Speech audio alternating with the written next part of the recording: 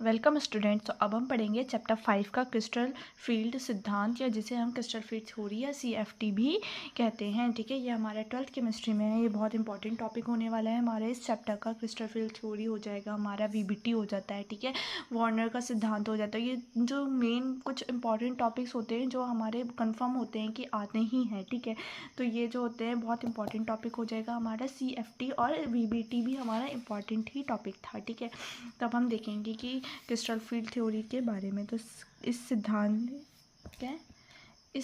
के अनुसार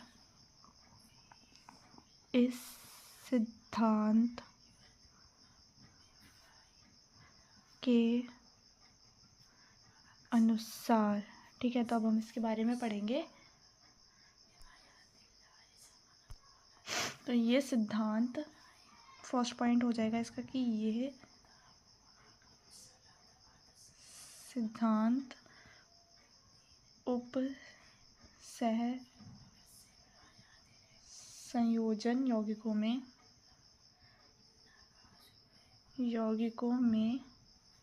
धातु व लिगेंड्स के बीच बंध की प्रकृति को बताता है। ठीक है, क्या कह रहे हैं कि इस सिद्धांत के अनुसार जो होता है, ये सिद्धांत जो होता है उपसंयोजन यौगिकों में धातु व लिगेंड्स के बीच, मतलब कोई भी धातु है और लिगेंड्स है तो उसके बीच का जो बॉन्ड होता है उसकी प्रकृति को ये बताता है। ठीक है, तो सेकंड पॉइंट देखेंगे कि उपसंयोजन यौगिकों के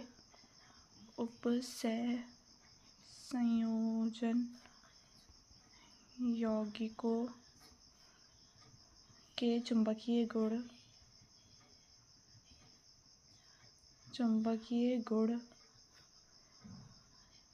रंग व स्थायित्वता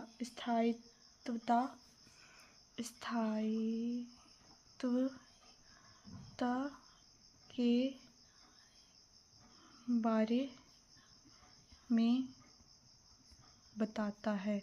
ठीक है, मतलब क्या कह रहे हैं कि उपसंयोजन यौगिकों के बीच जो चुंबकीय गुण होता है, ठीक है, उसका रंग और स्थायित्वता क्या होती है हमारी, कि मतलब वो कितनी देर तक टिका रहेगा। ठीक है, उसे कहते हैं हम स्थायित्वता के बारे में बताता है।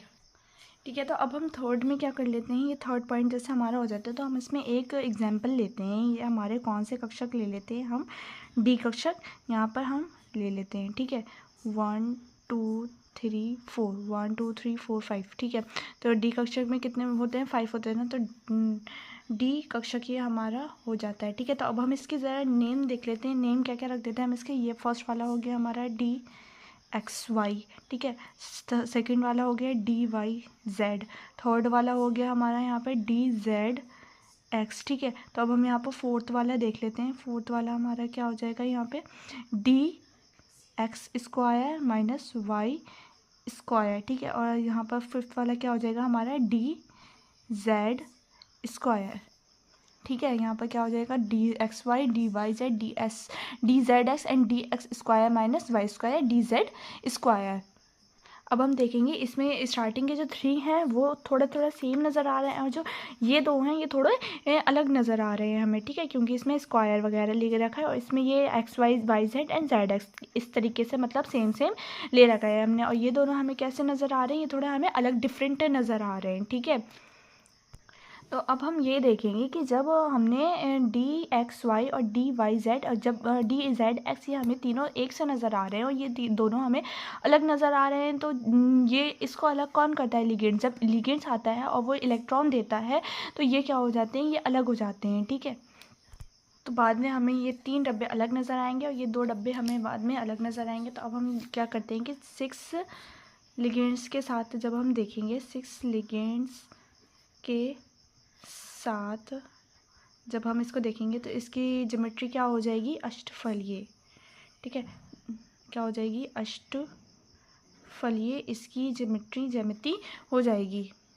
तो अब हम ये देखेंगे, जब हम इसमें से 3 बॉक्स अलग कर देंगे, 2 बॉक्स अलग कर देंगे यहाँ से, अब हम देखेंगे यहाँ से, अब हम देखेंगे क्या कि हमने 3 बॉक्स एक अलग कर लिए, ठीक है, 1 2 3, एंड हमने 2 बॉक्स अलग कर लिए अपने, ठीक है। यहाँ पर हम लिख देंगे, यहाँ पर हम लिख लेंगे कि हमने 2 बॉक्स अलग कर लिए, ठीक है। ये हमारा 3 बॉक्स इसमें से अलग आ गए और 2 बॉक्स हमारे अलग आ गए इसमें से। तो इसी को हम क्या कहते हैं, इसी को हम क्रिस्टल क्षेत्र विपादन कहते हैं। क्या कहते हैं कि बांट देना, ठीक है, क्रिस्टल क्षेत्र विपादन, इसी को हम कहते हैं। तो अब हम इसी को नेम दे देंगे, ये क्या हो जाएगा हमारा T2G और ये क्या हो जाएगा EG। तो अब हम देख लेंगे इसके और इसके बीच की जो ऊर्जा होगी उसको हम डेल्टा नॉट से शो करेंगे, जिसे हम क्रिस्टल क्षेत्र ऊर्जा भी कहते हैं, ठीक है। तो इसकी ऊर्जा कितनी होगी, मतलब ये एक फिक्स होती है, इसकी ऊर्जा होगी हमारी जो जिसमें 3 बॉक्सेस की ऊर्जा होगी 0.4 इंटू जितने इलेक्ट्रॉन्स होगी, जितने इलेक्ट्रॉन्स नंबर होंगे, ठीक है। और इसकी क्या होगी 0.6 इंटू इलेक्ट्रॉन की संख्या, ठीक है। अब इसमें जितने इलेक्ट्रॉन्स होंगे, ठीक है, T2G में, तो उसको 0.4 इंटू मतलब इलेक्ट्रॉन से हम गुणा करेंगे, और इसमें जितने हमारे EG में जितने होगी उसको हम 0.6 इंटू इलेक्ट्रॉन से हम इसको मल्टीप्लाई कर देंगे। इसको हम क्रिस्टल क्षेत्र ऊर्जा कहते हैं। क्या कहते हैं, हम इसको यहाँ लिख लेते हैं, चलिए, कि क्रिस्टल क्षेत्र ऊर्जा इसको हम कहेंगे। तो अब हम यहाँ पर इसकी थोड़ी सी थ्योरी लिख लेंगे कि अष्टफलीय उपसंयोजन यौगिक में उपसंयोजन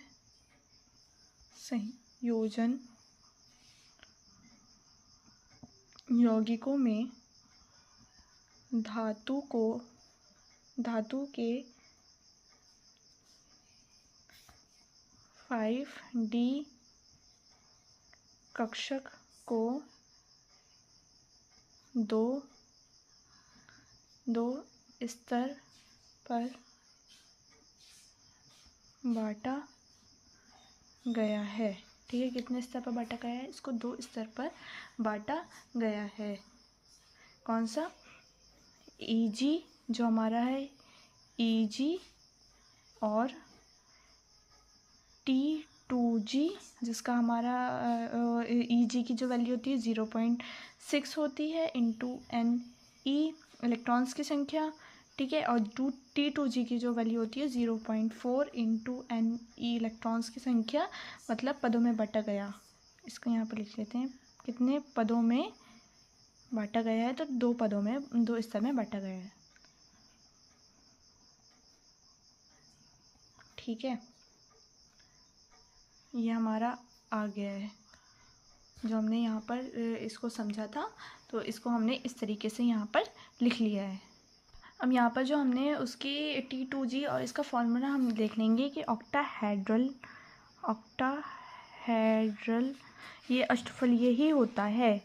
क्या होता है, ये अष्टफलीय ही होता है, ठीक है। तो इसका फॉर्मूला क्या आ जाएगा, इसका फॉर्मूला हम लिख लेंगे delta naught is equals to T2G minus EG, ठीक है।